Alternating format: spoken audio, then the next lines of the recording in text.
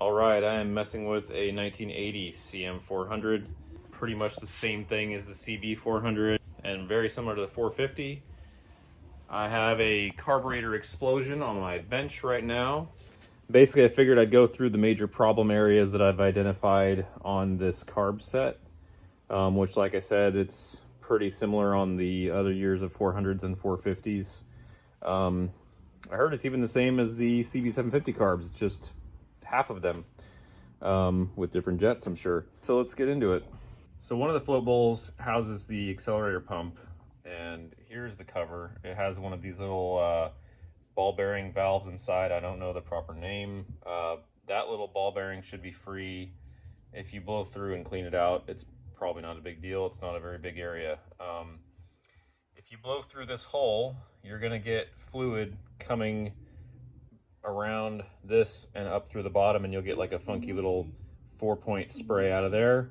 That should obviously be clear, but it's a huge orifice, so it's not a problem. The big problem here is, as usual, the tiny orifice that is right in there. And if you don't know it's there, you're never gonna make sure it's clear. And even if you look in there, you can't see it. But let's see if I can get this on the camera here. I got it a second ago. All right, after several hours, there you have the tiny little hole in the bottom there. It is approximately 12 thou, which is a 0.3 millimeter drill. 0.3 millimeters actually a 0.0118, so just shy of 12 thou.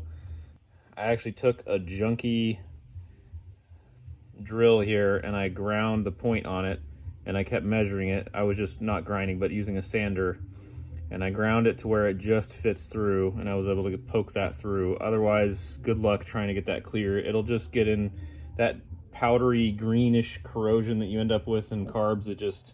It'll cake in there. I mean, it's a tiny, tiny hole. So when you go to test it after you've cleaned it, you want to put your finger over the center part and then blast it here to make sure that little hole is clear. So let's see what we got. You can see there's a little spray. You get a nice spray through that. If you do not have that spray, you're gonna have issues. That's your accelerator pump, so your throttle response is not gonna be very good. So that's major problem number one. Problem number two is a similar size hole.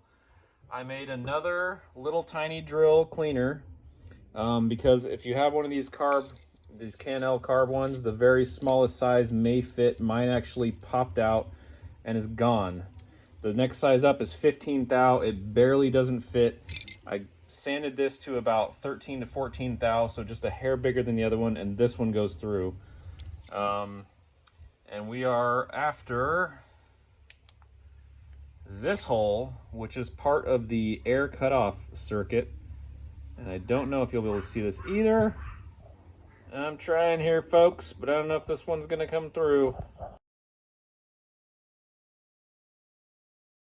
There is a tiny hole down in there, and it's the same thing. It links up to this air cutoff valve circuit, which is this hole right here. This links down to the center tube right above my finger. Then there's actually a rubber cap that blocks this, that the float bowl cover holds onto and caps. There's a crossover hole that goes down to this guy, and then it goes back up into the carb bore, and all of that is linked to, if you can see these, angry camera, those little holes in the bottom. Where are you? You can just make them out. There's like where that dark area is near the throttle plate, there's two, and then there's one a little further forward. So those guys will blast through. This is also linked to your pilot circuit, which is here with the adjustment screw. All of that is linked. All of that has to be clear so the passengers can work how they want. So if you go to spray through this, it will shoot up in the bottom. You'll see that. But if you just do it that way, it's similar. If you saw my Trail 90 carb video, it's a similar problem because it will take the path of least resistance and not actually go through the small hole that you're trying to clear out. So I used a piece of wire and made a little hook to hold this throttle plate in place. The other side is easy because with the carbs apart, the throttle plate is free and it doesn't have the big spring on it. So that'll hold your throttle plate open. And then same idea as the Trail 90 with a clean finger, clean-ish. Put your finger down in the bore, cover all three of those holes. Then also cover this hole, the pilot screw hole, with your thumb. It's kind of uncomfortable and awkward. So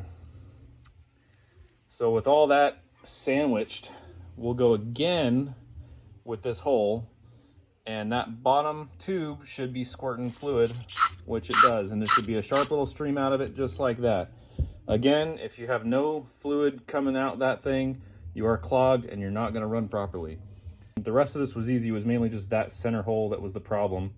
So yeah, that should take care of that. The rest of this is pretty simple. I mean, no way. Bonus third tip.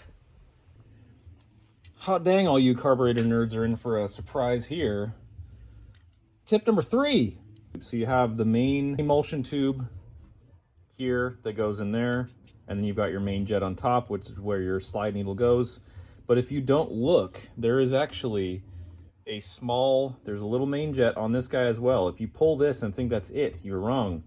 You actually need to pull that off, and then you have a little mini emulsion tube that goes all the way down. It threads. It's very hard to see unless you're looking for it. And this little cone point right here will actually poke up in the bore. It seats into the bore, and you can see the little tip of it.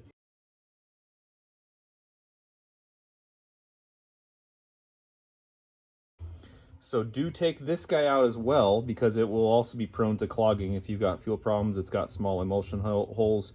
All these should be clear, and obviously the center should be clear, but it's the small holes that are the problem. So that's kind of a not so tricky one, but something to definitely do if you don't know that it's around.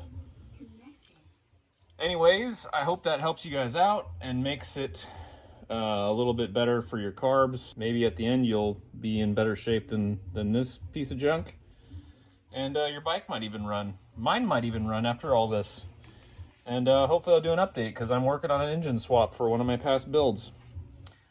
All right, take it easy. Good luck. Okay, I can hardly contain myself, but I have a bonus tip. Bro, are you kidding me right now?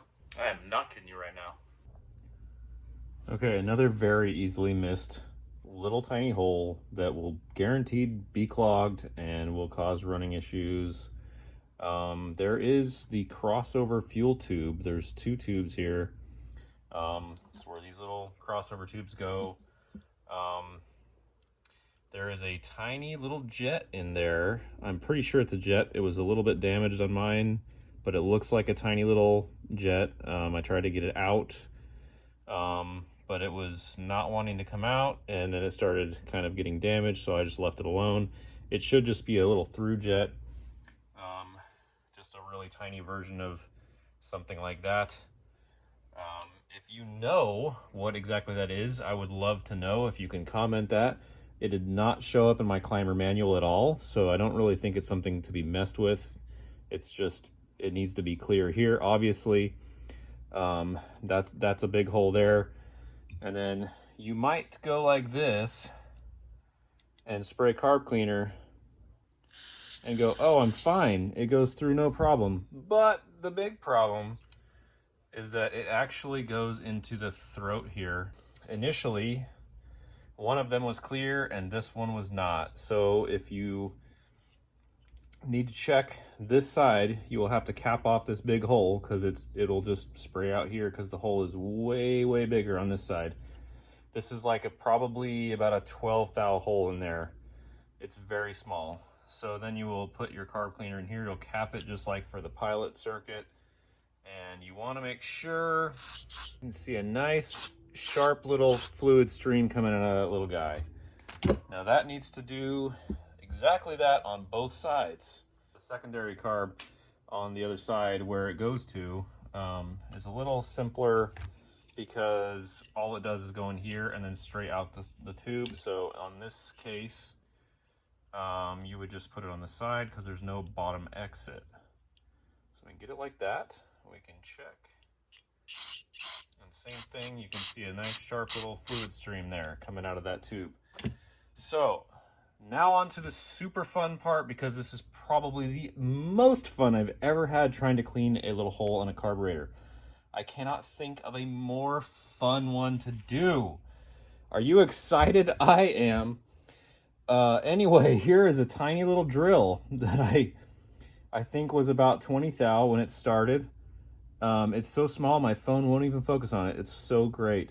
I actually ground this down and used a mic, and it's now about, I think it's about 12 thou at the tip, and it goes up to about 14, something like that. I made an even smaller one that I think is about 10 thou, that is like basically a very narrow needle there. A needle may work if you can find a very fine one, but I kind of like the ribs of the drill just because it'll kind of help drag junk out of the hole. But of course the hole is facing that direction, so you have to poke it. Well, my first attempt was this, but I basically sacrificed my second smallest one because my smallest one disappeared. I bent it and tried to hook it from the front out on this side. That did not work, but that is too large. So basically what I ended up doing is this. So I took my super expensive, like $2.50 light, shoved it in the slide hole here, and that enables you to barely see all the way down to this little port where I'm moving that flap. It's just to the left there. Well, it focused, probably not, but you can see that little notch in the butterfly there at the bottom. That little port is right there. You can flip that up if you want, that you can see it. So basically, I taped my tiny drill to a long screwdriver. I took this all the way in, all the way to the back, and then just poked that little hole out very, very gently. Trying not to damage the brass, obviously, and just enough to just poke through that hole. And because this drill is really small, so I just picked at it really lightly. I used something to support the carb like this so I could kind of, and then rested my hand on the carb out here and just gently just poked and tried to clear that out. This barely fit, so it's probably roughly around a 12 thou hole. And then once that's clear, spray it out, make sure it's got a nice, clean, healthy stream through it, and you might finally be done and have a bike that runs. And who doesn't want that? No, I want it. Anyways, I hope this helped.